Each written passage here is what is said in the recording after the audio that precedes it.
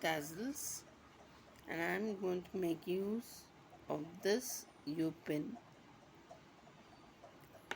A Upin looks like this, can you see, with this holding it together.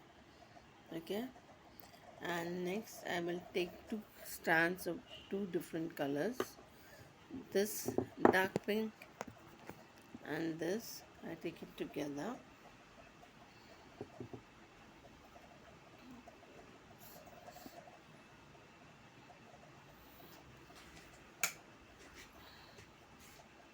And I use this. You can see the pin. I start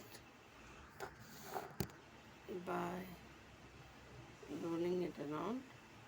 1, 2, 3, 4. At least 20 to 25 times. Go around slowly. You can first start by holding it and turning it. Turning only the U-pin around. And as you get the hang of it, you can roll around 25 times.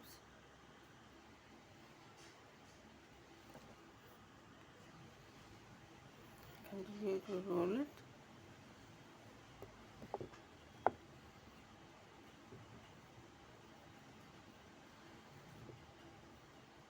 And then hold tight, hold this, cut the extra thread like this,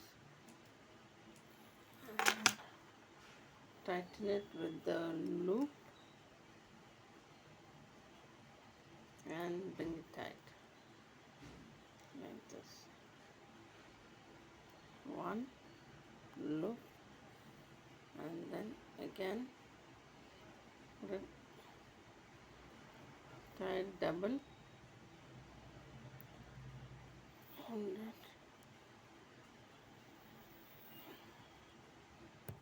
and knot it again. Since this is a silk thread, I'm putting loop knots.